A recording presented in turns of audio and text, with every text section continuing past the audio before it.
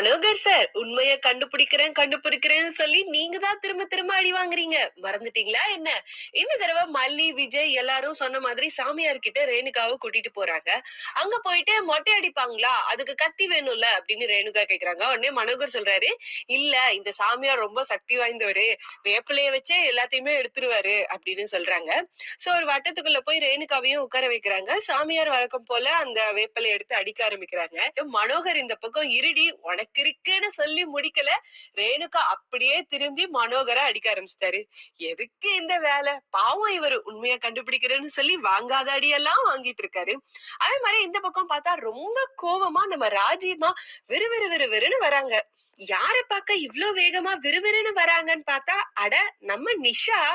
என்ன பண்ண போறாங்களோ? புது பிளானா? இல்ல ரேணுகா இருக்கிறது தெரிஞ்சுட்டு போய் இவங்க கிட்ட சொல்லி புதுசா எதுவும் கிளப்ப போறாங்களா? என்ன பண்ண போறாங்கன்னு தெரியல. எபிசோட் பார்த்து தெரிஞ்சுக்கலாம். சிவாய. மொட்டை அடிக்க கத்தி இல்ல. இந்த சித்தர் ரொம்ப பெரிய ஸ்பெஷலிஸ்ட். வேப்பலைய வச்சே மொட்டை அடிச்சிடுவாரு. இருடி, இன்னைக்கு உன் வண்டவாளம் எல்லாம் தண்டவாளத்துல ஏற போகுது. என்னடா பண்ற நீ?